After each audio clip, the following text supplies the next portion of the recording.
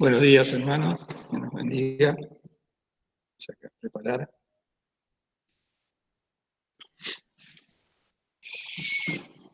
Vamos a abrir la palabra del Señor ahora en otro pasaje, en el libro de Números. Primeramente en Lucas, Evangelio de San Lucas, en el Nuevo Testamento, capítulo 2.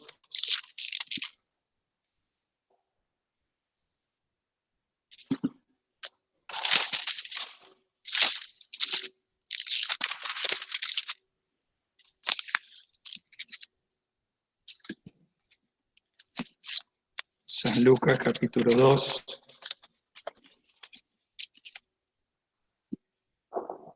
Primeramente quería, antes de continuar con la palabra, hacer un anuncio para los maestros de la escuela dominical y de las horas felices, que se ha pedido que se anoten para realizar las clases de verano, que hasta ahora tres hermanas han visto la necesidad y me han avisado a mí, porque yo no lo tenía presente, para dar la clase a los niños. Pero hay muchos maestros. Lo que pasa es que hemos estado un año sin dar clases a los maestros de la escuela dominical como a la hora feliz, pero seguimos siendo maestros. Y ahora está la necesidad de las clases de verano. Y estas hermanas espontáneamente se han ofrecido vieron la necesidad y están tomando las clases. El Señor las va a bendecir por eso, pero lo que corresponde es que todos se anoten para hacer el cronograma y así compartir la carga de esta obra, son muy poquitos chicos, pero es bueno que todos participen. Y además también el anuncio para los papás, porque muchos se anotaron ayer a última hora y no hubo lugar ya. Hoy somos muchos, nos está un poco pasado. Que se acuerden que pueden traer a los chicos, aunque no puedan venir, pueden traer a los chicos para tener las clases. El Señor nos está abriendo las puertas para poder dar la palabra, así que lo tenemos que aprovechar, que el Señor nos pueda también bendecir en esto. Vamos a leer en San Lucas, capítulo 2. Hoy a la tarde, el Señor lo permite, vamos a celebrar la Navidad. Así que vamos a continuar con el estudio del libro de Números, pero vamos a aplicarlo también a la Navidad. San Lucas 2, leemos el versículo 6 y 7, que dice: y aconteció que estando ellos allí, se cumplieron los días en que ella había de parir, y parió a su hijo primogénito, y le envolvió en pañales, y acostóle en un pesebre, porque no había lugar para ellos en el mesón. Sin perder este pasaje, vamos a ir ahora a Números, al libro de Números, en el Antiguo Testamento, capítulo 3.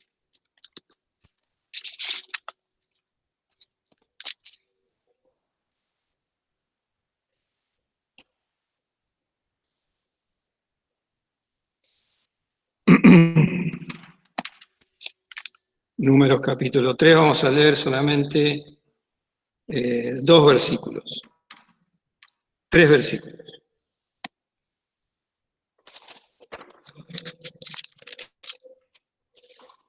Dice así la palabra del Señor.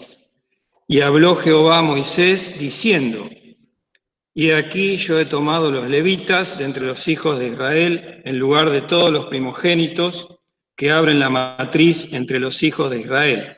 Serán pues míos los levitas, porque mío es todo primogénito. Desde el día que yo maté todos los primogénitos en la tierra de Egipto, yo santifiqué a mí todos los primogénitos de Israel, así de hombres como de animales, míos serán, yo Jehová. Venimos estudiando este libro de Números, que sabemos, hemos dicho ya, que es el pueblo de Israel en el desierto para llegar a la tierra prometida, y sabemos que todas estas cosas, como dice Pablo, les aconteció al pueblo de Israel en figura para nuestra enseñanza, para nuestra exhortación. Nosotros que somos de la iglesia, ¿no? Estamos en otra dispensación, y estas cosas le acontecieron. Dios escogió un pueblo lo llevó a través, lo sacó de la esclavitud, que nos habla de la esclavitud del pecado, lo sacó de esa condición, lo llevó a través del desierto para mostrarle las bendiciones que estaba una tierra que Dios había preparado para su pueblo. Tierra que dice Dios, fluye leche y miel, es decir, todas las bendiciones que Dios tenía para ese pueblo. Y son una figura para nosotros, para el creyente, para el Hijo de Dios, de todas las bendiciones que el Señor tiene para darnos, no ya en la eternidad, en el cielo, cuando vayamos a la presencia del Señor, sino aquí y ahora. Porque en la tierra prometida estaban todas las bendiciones, pero también quienes estaban. Los gigantes, el pueblo, los enemigos de Dios. Entonces, Dios quiere bendecirnos ahora. Y todo ese libro de Números que decíamos también que se traduce en hebreo en el desierto. Nosotros también, si somos hijos de Dios, estamos en el desierto, en un lugar que no hay nada bueno para nosotros. Pero sí está lo bueno, las bendiciones de Dios que quiere darnos ahora.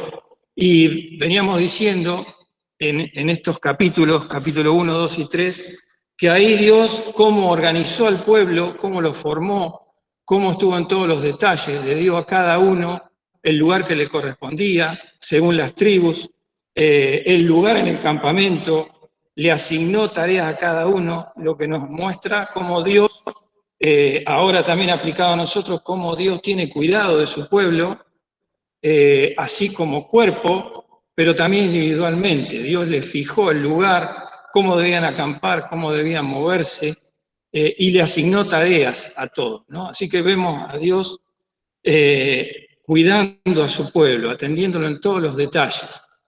Pero este pasaje de los primogénitos que hablamos, que vemos ahora, a mí me llamó mucho la atención porque es como si Dios parara de decir todas las cosas y como que se ve el celo de Dios, como que dice, bueno, yo quiero para mí los primogénitos son míos, son para mí, como dice en el versículo 12, y aquí yo he tomado los levitas de entre los hijos de Israel en lugar de todos los primogénitos que abren la matriz entre los hijos de Israel. Podemos decir, ¿qué significa primogénito? Primogénito significa, creo que sabemos, el primer hijo. Aunque también la palabra de Dios no solamente es el primero, sino el principal, el que ocupa el primer lugar.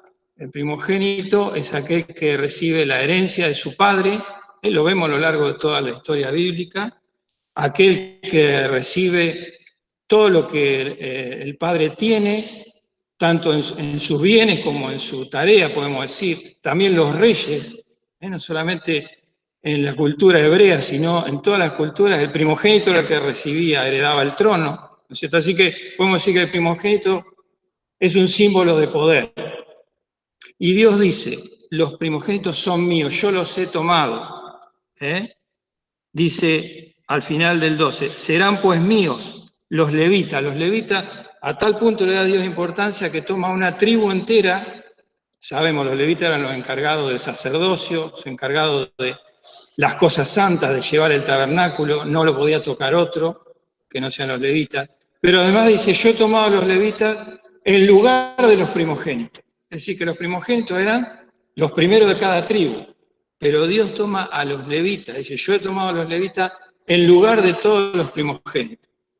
Dice al final del 13, en el 13, porque mío es todo primogénito. Y al final dice, míos serán, yo Jehová. Dios pone el énfasis en eso, que quiere primogénito. ¿Por qué es así? ¿Por qué Dios muestra tanto celo por los primogénitos, no?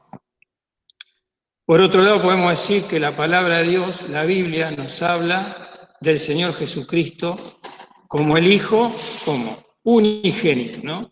No primogénito, sino unigénito. ¿Qué significa unigénito? El único Hijo, ¿no es cierto? Así que Dios nos muestra que su Hijo, en su estado eterno, Dios tiene un único Hijo. La palabra de Dios nos dice en San Juan 1:18, dice, a Dios nadie le vio jamás. Dice, el unigénito Hijo, o sea, el único Hijo que está en el seno del Padre, es decir, en la eternidad, dice, el unigénito Hijo que está en el seno del Padre, Él le declaró Así que Dios se manifiesta al hombre por su Hijo, el Hijo unigénito, el único Hijo. También en San Juan 3:16, texto muy conocido, dice: de tal manera amó Dios al mundo que ha dado a su Hijo unigénito, para que todo aquel que en él cree no se pierda, mas tenga vida eterna. Así que vemos que Dios en su eternidad, Padre, Hijo y Espíritu Santo, tiene un único Hijo, su Hijo eterno. 1 Juan 5:7 dice: 3 son los que dan testimonio en el cielo: el Padre, el Verbo, se le llama Verbo al único Hijo, y el Espíritu Santo. Y estos 3 son uno, ¿no? La Santísima Trinidad, que está muy clara en la palabra. Ahora vamos al pasaje que leímos primero, sin perder Lucas, capítulo 2. Como hemos leído, dice en el versículo 7, y parió a su hijo primogénito. Así que acá podemos ver que el Hijo de Dios eterno, el único Hijo, ya no es llamado unigénito, es llamado como primogénito. Y podemos decir, bueno, en el orden humano es el primogénito, ¿no? Porque el primer nacido ¿de quién? De María, que abre la matriz. Pero en el orden de Dios, en el orden del plan de Dios, como Hijo de Dios, vamos a leer sin perder este pasaje en Colosenses capítulo 1.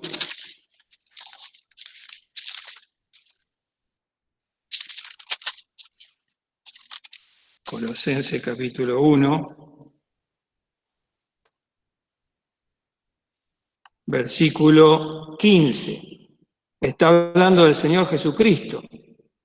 Y dice, el cual, parecido a Juan 1:18, el cual es la imagen del Dios invisible. A Dios nadie le vio jamás. Pero ¿qué dice? El primogénito de toda criatura.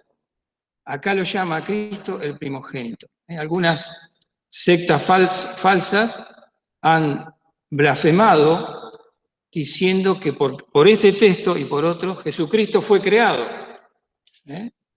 Pero la palabra de Dios hay que tomarla, ¿no es cierto?, en el contexto, en todo lo que dice. Y el versículo siguiente nos muestra que no es así, porque sigue hablando del Señor Jesucristo y que dice, porque por Él fueron criadas todas las cosas que están en los cielos y que están en la tierra, visibles e invisibles. Está hablando de Cristo, del Hijo de Dios, del unigénito, pero que ahora quiere ser primogénito. Todo fue creado por Él,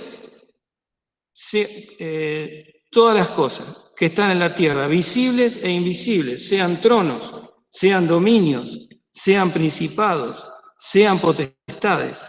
Todo fue creado por Él y para Él. El Hijo unigénito. Pero Dios quiere primogénitos. ¿Por qué será? ¿Por qué será que el Dios eterno, que no es necesitado de nada, que da vida a todos, que todas las cosas subsisten por Él, como dice acá, ¿no? Porque sigue diciendo, y Él es antes de todas las cosas, y por Él todas las cosas subsisten. No solamente que creó todas las cosas, el Hijo de Dios, sino que por Él se mantienen todas las cosas. Aún en este mundo, aún en el cosmos, con el pecado del hombre que destruye todo, aún el Hijo de Dios mantiene todas las cosas. Todas las cosas subsisten. Y después habla de la iglesia, ¿no? Y Él es la cabeza del cuerpo que es la iglesia, el que es el principio, el primogénito de los muertos, para que en todo tenga el primado, para que en todo tenga el primer lugar. Así que, ¿cómo se entiende esto? ¿No? Es el unigénito, pero a su vez es el primogénito. ¿Cómo lo entendemos a esto? Quiere decir que Dios, en la eternidad, antes de crear todas las cosas, en la mente de Dios, el primero que cría, podemos decir, hace de la nada, es al Señor Jesucristo. Ya es Dios, no puede ser creado.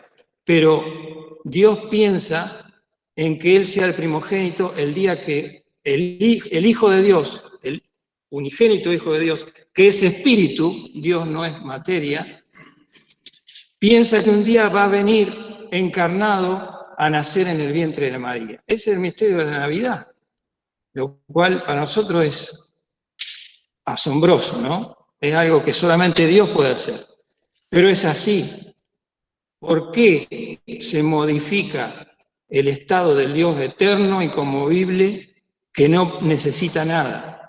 Porque Dios quiere primogénito, quiere que el Hijo no sea solamente el unigénito, sino que sea el principal, el primero entre muchos hermanos. ¿Por qué será Dios? ¿Qué es lo que quiere Dios? Quiere hijos. ¿Mm? Quiere hijos y quiere ser padre, no solamente de su hijo, sino de muchos hijos. Quiere hacer hijos. Eso nos muestra el amor de Dios. Podemos decirlo tal vez con, no se sabe cómo decir, ¿no? Pero puede ser un poco irreverente decir, Dios tiene una necesidad. Sabemos que Dios no necesita nada, pero su naturaleza de amor, de amar, lo lleva a querer que el Hijo sea el primogénito, el primero y el principal entre muchos hermanos. Qué precioso es pensar eso, ¿no? Que Dios tuvo que descender. Venido el cumplimiento del tiempo, Dios envió a su Hijo. En un momento del tiempo ya tenía pensado Dios en venir a este mundo, a hacerse cargo de la condición del hombre. ¿Cuál es nuestra condición? De pecado, de condenación. El hombre está condenado y no puede llegarse a Dios. Por eso Dios viene. Qué precioso. Y acá dice el primogénito de los muertos también. Porque es el primero que muere, no en el orden cronológico, porque morimos nosotros a causa del pecado, Dios no puede morir, pero se hace hombre, el Dios unigénito sale de la eternidad, podemos decir, sin dejar de ser eterno, se hace como uno de nosotros, con una forma susceptible de morir, que puede morir en su naturaleza humana, pero como Dios no. Esa es la obra de la cruz, que nos cuesta entenderla, pero Dios la tuvo que hacer para salvarnos, porque si no, no había manera de que nosotros podamos volver a Dios, a causa del pecado, a causa de nuestra inclinación a hacer lo malo. El primogénito de los muertos, para que en todo tenga el primer lugar, el Señor Jesucristo. Qué precioso, no solo porque es el Hijo de Dios, sino porque lo gana, porque se hace como uno de nosotros. Volvemos al pasaje de Números, y es maravilloso ver cómo en este pasaje que habla de los primogénitos y habla de la Pascua, por eso nuestro hermano Javier leyó el pasaje a ese de la Pascua, ¿no? Que conocemos cuando Dios libera a su pueblo de la esclavitud de Egipto. Todo eso sucede, pero para nosotros tiene una aplicación espiritual muy preciosa, porque los que hemos creído hemos sido libertados del pecado, del príncipe de este mundo, aunque tengamos que pasar este tiempo, ¿no? Y en Números 3 volvemos a leer el versículo 13, que nos explica cómo hace Dios para tener primogénito, para hacernos a nosotros la imagen del primogénito que es Cristo. Dice, porque mío es todo primogénito. Y ahí habla de la Pascua, ¿no? Desde el día que yo maté todos los primogénitos de la tierra de Egipto, yo santifiqué a mí todos los primogénitos de Israel. Prestemos atención en estas palabras. Yo maté, yo santifiqué. Dios hace la obra. ¿Cómo lo hace? Primeramente dice, yo maté. Conocemos lo que pasó en la Pascua, ¿no? Un cordero sin defecto, sin mancha, tenía que ser sacrificado. Sabemos que es la figura del Señor Jesucristo, que muere en la cruz. Las personas cada familia tenía que, con la sangre del cordero, rociar los postes y el dintel de la casa, que eso representa la cruz de Cristo, la sangre derramada. Y después venía el ángel destructor, el ángel del juicio, el ángel de la muerte, que pasaba por las casas y cuando veía la sangre no destruía al primogénito. Eso es lo que significa Pascua, ¿no? Dice, yo pasaré, veré la sangre y pasaré de vosotros. Pascua significa pasar, saltar, como pasar por alto. Así que lo que liberaba a los primogénitos de cada familia, ¿qué era? Era la sangre del cordero. Así Pedro nos habla, ¿no?, de un cordero sin mancha y sin contaminación, que es Cristo, ya ordenado ¿de cuándo? De antes de la fundación del mundo. El unigénito Hijo fue ordenado para venir un día a ponerse como cordero en nuestro lugar, para salvarnos a nosotros. Y dice, yo maté. ¿De qué hablará eso? ¿Qué pasó en la cruz de Cristo? Cristo obró la muerte, Cristo murió, se entregó voluntariamente con nosotros. Pero también, ¿a quién mató? Mató a nuestra naturaleza de pecado. Eso lo podemos ver, sin perder este pasaje, en Romanos, la carta a los Romanos, capítulo 6.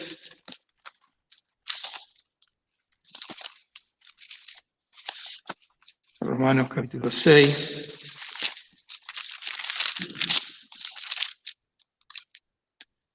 El versículo 6. Acá Pablo le está hablando a los creyentes, ¿verdad? ¿Por qué? Porque nosotros tenemos que saber esto. Dice, no solamente los creyentes, sino los que no han aceptado a Cristo todavía. Tienen que entender la obra de la cruz, lo que pasó en ese lugar, lo que hizo Cristo. Dice el versículo 6, sabiendo esto, que nuestro viejo hombre juntamente fue crucificado con él. Nuestro viejo hombre, la palabra de Dios nos dice que nosotros tenemos una naturaleza de pecado, que es la carne, nuestra vieja naturaleza que está condenada, destituida de la gloria de Dios. Así somos antes de conocer a Cristo. Y dice que esa carne no se sujeta a la ley de Dios, ni tampoco no podemos acercarnos a Dios así. Entonces, Dios nos habla, pero en la cruz, esa vieja naturaleza que no puede ser regenerada, que no puede ser cambiada, nosotros cuando conocemos a Cristo y conocemos la salvación, no es que mejora nuestra condición. La vieja naturaleza sigue igual, lo que pasa es que Dios nos da una nueva vida, viene una nueva naturaleza a nuestro corazón cuando nosotros le abrimos el corazón a Cristo. Pero el viejo hombre, la vieja naturaleza, acá dice que Dios la mató en la cruz. Dice, sabiendo que nuestro viejo hombre juntamente fue crucificado con él. Significa co-crucificado. Cuando Cristo muere en la cruz, muere nuestra vieja naturaleza. Como somos, nuestra condición de pecado, pero sin perder nuestra identidad. Una obra que hace Dios que es difícil de entender, pero nosotros tenemos que saberlo. Y en la experiencia práctica lo tenemos que aplicar. Nosotros no es que porque vengamos a la iglesia, escuchemos la palabra de Dios, nuestra vida va a ser mejorada.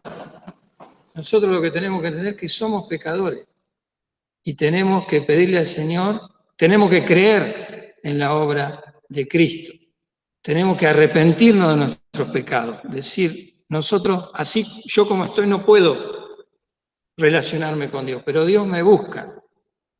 Entonces, cuando yo acepto a Cristo, entiendo que mi vieja naturaleza, lo que yo soy, yo fui muerto en la cruz, porque eso es lo que dice acá.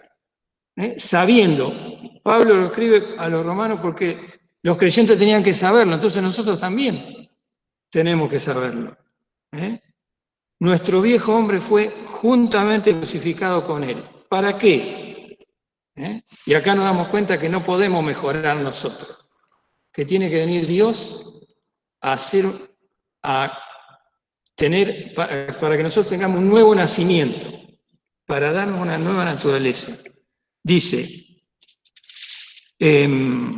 sabiendo esto, versículo 6, que nuestro viejo hombre juntamente fue crucificado con él. ¿Para qué? Para que el cuerpo del pecado sea deshecho. Nuestra naturaleza nos lleva al pecado, continuamente pecamos, ¿o no es así? Continuamente nos surgen los malos pensamientos. El hombre lo vemos en el mundo, lo vemos continuamente vamos al pecado.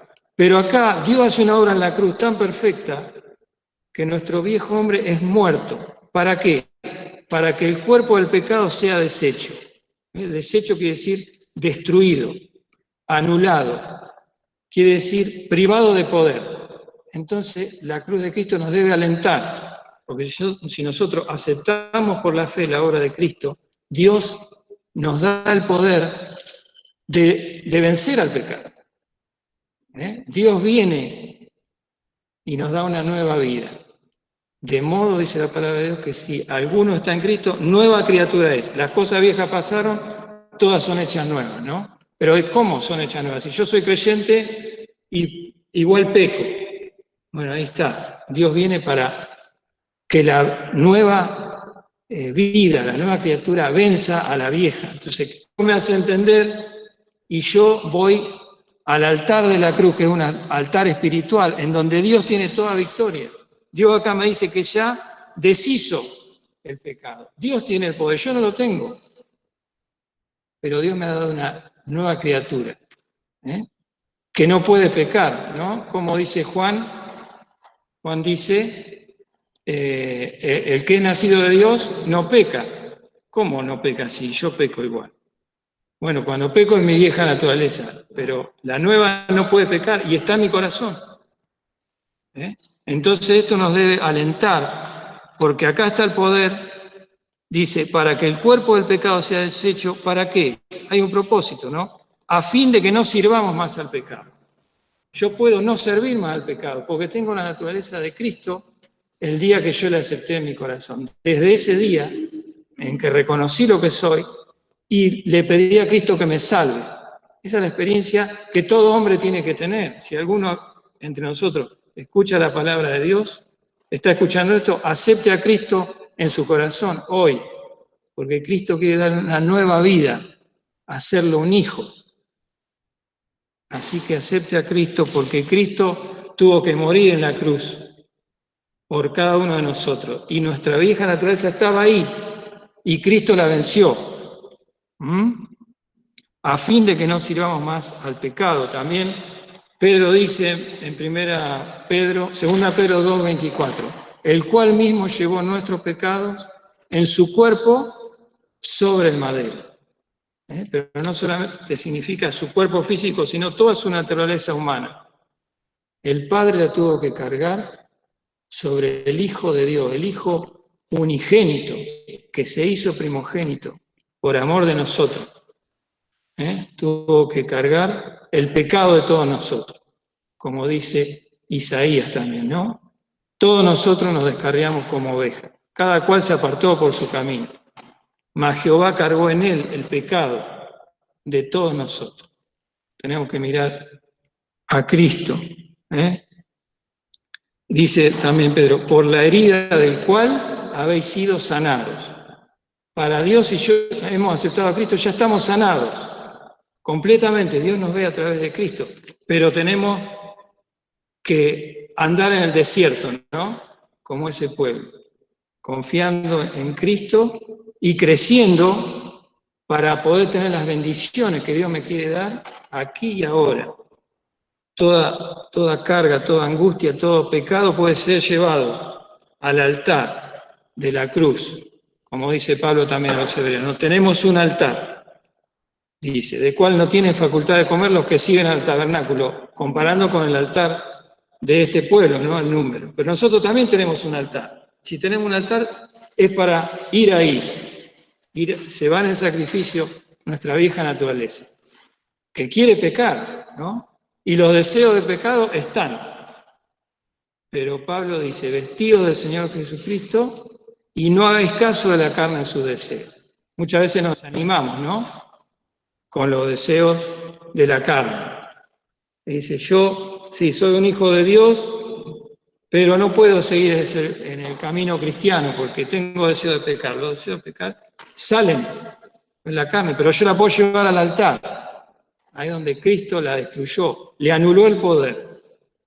Que el Señor nos pueda bendecir. Y volviendo al pasaje de Números, decíamos, ¿no? El versículo 13, yo maté, pero también dice, yo santifiqué a mí todos los primogénitos en Israel. Santifiqué, ¿qué quiere decir? Yo aparté, yo tomé para mí. Ahí nos habla de la nueva naturaleza. Dios quiso tener hijo y envió a su hijo unigénito para que sea primogénito. ¿Y quién es el primogénito de Dios? Primogénito es Israel, ¿no? Dice en Éxodo 4, 22, Israel es mi primogénito. Dios tomó un pueblo para sí. Claro, sabemos, ¿no? Lo que pasó. El pueblo de Israel lo rechazó. Pero Dios tiene el plan perfecto. Y al final de los tiempos la palabra de Dios nos dice que Israel va a ser rescatado porque es el primogénito de Dios. Dios no falla. Los planes de Dios se van a cumplir a su tiempo. Aún ese pueblo elegido por Dios, pero que dice ahí cuando iba por el desierto, ¿no? Un pueblo rebelde y contradictorio, pero que Dios lo va a transformar a su tiempo, porque Dios tiene un plan. Israel es mi primogénito. Lo puede hacer porque envía a su hijo unigénito. Entonces, ¿y nosotros quiénes somos? Nosotros no somos el pueblo de Israel, pero somos la iglesia de Cristo, ¿no? En otro tiempo. ¿Quiénes somos nosotros en el plan de Dios? Lo podemos leer en 1 Pedro ahora. 1 Pedro, capítulo 2.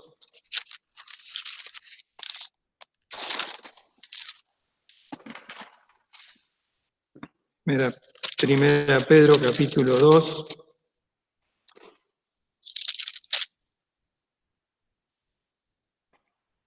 Versículo 9. Acá nos dice Pablo. Podemos leer muchos textos, pero este es muy aplicado a lo que venimos diciendo, ¿no? Mas vosotros, dice Pedro, sois linaje escogido. Es decir, que Dios nos eligió. Linaje nos habla de raza, de una nueva generación. Hechos nuevos. El día que creímos, fuimos hechos un linaje nuevo por Dios y escogido. ¿Cómo escogido? Bueno, Dios ya sabía en la eternidad. No nos escogió por ser buenas personas, porque la palabra de Dios dice que lo vil y lo menospreciado escogió, pero Dios sabía quién le iba a aceptar al ver la obra de Cristo. Mas vosotros sois linaje escogido, real sacerdocio, es decir, con la misma naturaleza de Dios. Somos hechos participantes de la naturaleza divina, participantes del Rey, participantes del sacerdote. El sumo sacerdote es Cristo, aquel que intercede por el hombre delante del Padre.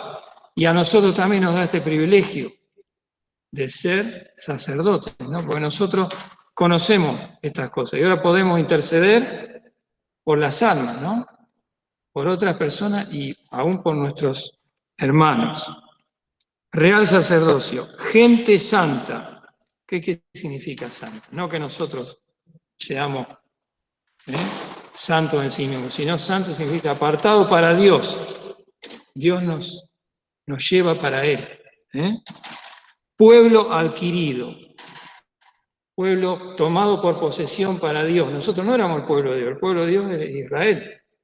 Pero ahora Dios a nosotros nos llamó, como nos explica acá en el versículo 10, ¿no? Vosotros que en el tiempo pasado no erais pueblo, mas ahora sois pueblo de Dios, que en el tiempo pasado no habíais alcanzado misericordia, mas ahora habéis alcanzado misericordia.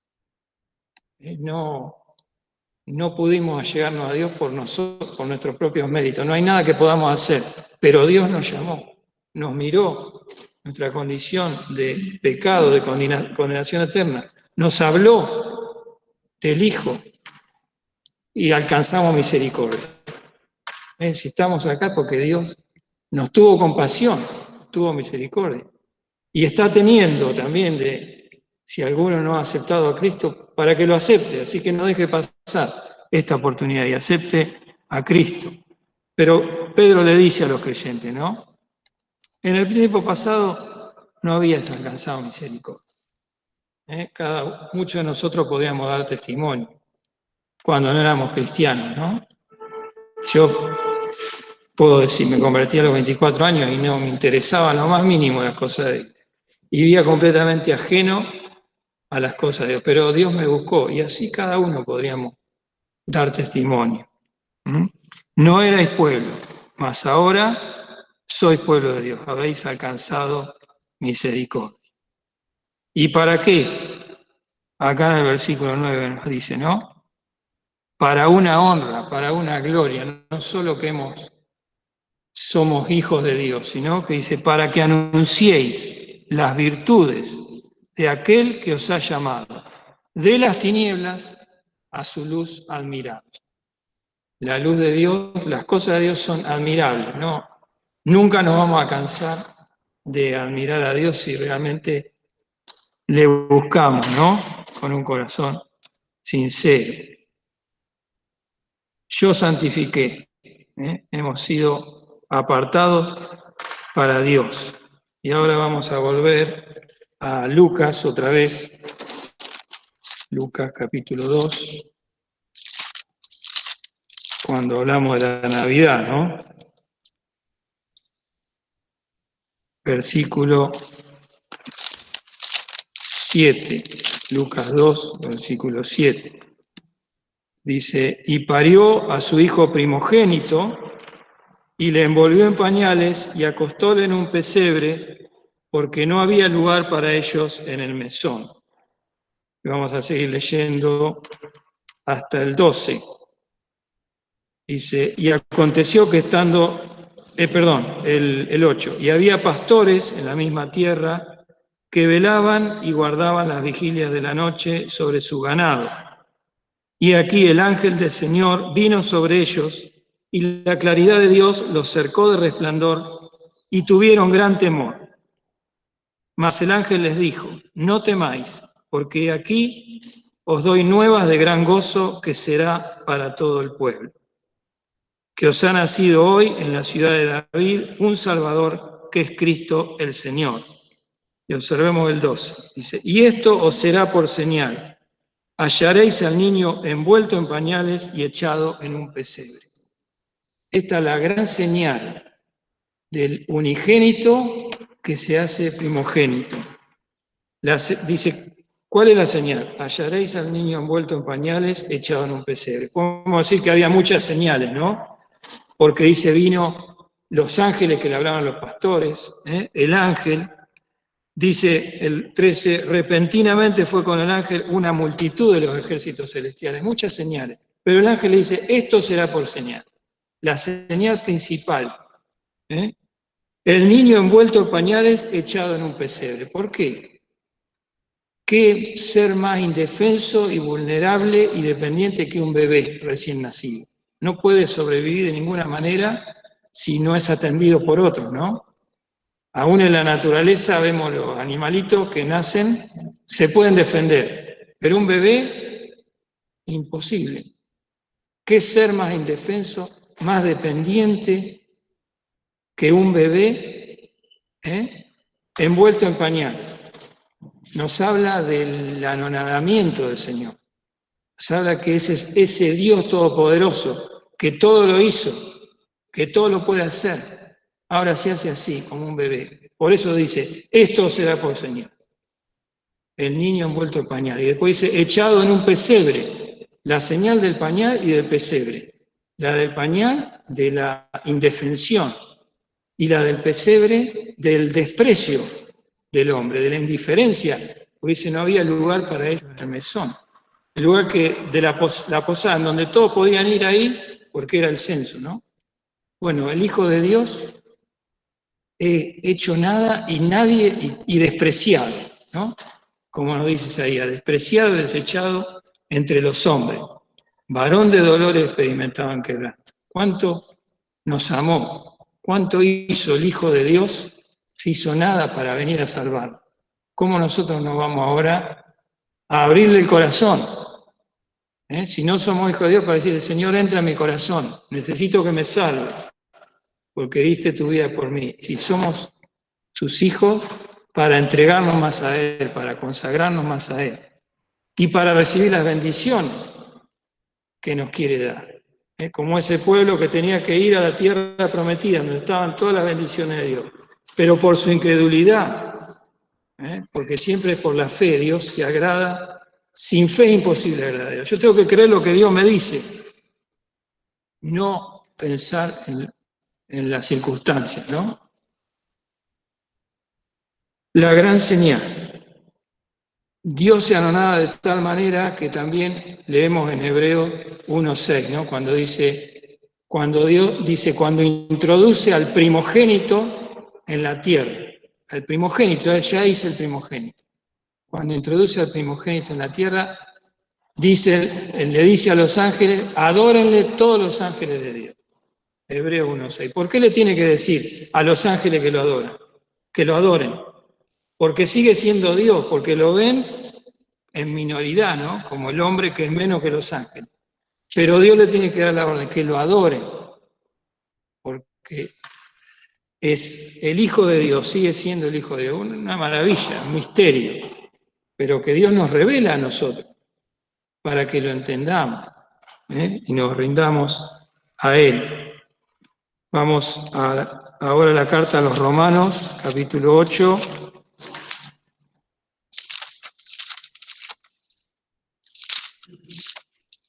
Romanos 8. Un texto muy conocido, ¿no? Ahora que nos habla de las pruebas, de las cosas que nosotros pasamos en este mundo, ¿no? En el desierto, como el pueblo. Dice, y sabemos que a los que a Dios aman, todas las cosas les ayudan a bien. Es a saber a los que conforme al propósito son llamados. Esto que lo conocemos y lo decimos tantas veces, ¿no? Cuando el Señor nos permite pasar por pruebas, por necesidades, por angustias. Y lo decimos mucho, pero realmente nos cuesta cuando tenemos pruebas, cuando tenemos cosas que el Señor permite que no las entendemos y decimos, ¿qué es lo que me está pasando, no? Pero acá yo tengo que entender esto, creer esto que me dice Dios.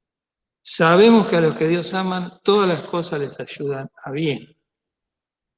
Cuando me pasa algo, como dice Pedro, como si alguna cosa peregrina os aconteciese. Tengo que entender que Dios lo permitió, pero me cuesta entenderlo, ¿no? ¿Cómo me cuesta decir, bueno, el Señor permite que un ser querido mío pase a la presencia del Señor, una separación, que tenga un accidente, que tenga falta de trabajo, que tenga necesidades? Yo tengo que creer, si soy un hijo de Dios, tengo que saber que todas esas cosas me ayudan a bien. ¿Por qué? Porque hay un propósito de Dios para nosotros como hijos de Dios.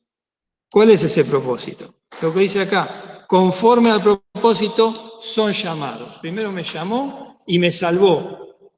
Y ahora yo tengo que creer que Dios gobierna mi vida, que todo lo que me pasa, como mi Padre Celestial, Él lo permite. Y es para bien, porque hay un propósito. ¿Cuál es el propósito de Dios para mí? Porque a los que antes conoció, también predestinó. ¿Para qué? Para que fuesen hechos conformes a la imagen de su Hijo. Es decir, que el propósito de Dios para mí es que yo me parezca a Cristo, es que sea transformada mi naturaleza mi persona, no mi naturaleza de pecado. Porque Dios respeta nuestra identidad, nuestra personalidad.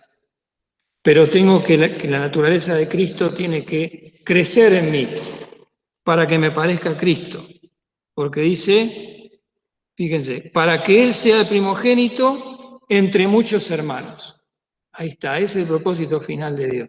Dios quiso habitar con nosotros, entre nosotros. Cuando estemos con el Señor en la eternidad, el primogénito va a estar y vamos a estar todos nosotros. Los demás hermanos, Dios nos eleva a su naturaleza, ¿no? A su majestad, nos cambia. Pero eso es un proceso. ¿Cuándo va a ser eso? Cuando Cristo venga la segunda vez a buscarnos. Entonces Dios, mientras tanto, nos está preparando ¿Por qué? Porque yo tengo que dejar el pecado, tengo que ser transformado para que ame al Señor, para que cuando esté en la presencia le esté alabando, ¿no? Para decir, ¿cómo me ayudaste en esto? ¿Cómo me cambiaste en esto? Ahora entiendo lo que antes no podía entender. La obra del Señor, con esa finalidad, que un Dios tan grande, tan santo, tan perfecto, ha querido habitar entre nosotros, para que Él sea primogénito entre muchos hermanos. Si no me pasara nada, si nos iría todo bien, ¿qué pasaría? Con nuestro corazón de pecado nos apartaríamos de Dios. Entonces yo cuando tengo una prueba, una angustia, tengo que mirar a este texto, ¿no? El Señor lo permitió, que tal vez lo puedo entender o tal vez no lo entiendo, pero es lo que Dios me dice, que Él lo hace para que yo sea transformado a la imagen de su Hijo. Qué precioso, que realmente podamos entender esto, ¿no? Y como dice el versículo 31 de este mismo capítulo 8, pues ¿qué diremos a esto? Todo lo que hemos visto. Si Dios por nosotros, ¿quién contra nosotros? Dios está por nosotros, más allá de lo que pasa. Pensemos en este tiempo, ¿no? En esto que está pasando, en esta pandemia, en esta acción, el aumento de la maldad y un ataque directo a la iglesia de Cristo, porque nosotros nos han impedido congregarnos, hemos sido aislados en alguna manera, y sin embargo estamos acá. Eso es porque Dios nos enseña. Y qué decir de aquellos que son perseguidos, ¿no? En otros lugares por el Evangelio. Pero el pueblo de Dios siempre va a prevalecer porque está Dios. Si Dios por nosotros, ¿quién contra nosotros? Tengo que creer esto y alentarme. Porque el amor de Dios es la garantía de que me va a dar la victoria. Porque dice el versículo 32, ¿no? El que aún a su propio Hijo no perdonó, antes le entregó por todos nosotros, ¿cómo no nos dará también todas las cosas? Lo que pasa es que nosotros pensamos en todas las cosas, bueno, ¿qué necesito? ¿Qué bendición me va a dar Dios? Bueno, todas las cosas son las cosas buenas y las cosas malas, porque Dios es bueno, Dios no me va a dar algo que es malo, ¿no? Como dice Jeremías también. Trastornar al hombre en su causa, el Señor no lo sabe. Todo lo que Dios me da es bueno, aunque yo no lo vea y no lo entienda, pero tengo que confiar en el Señor. Que así sea, el Señor nos pueda bendecir.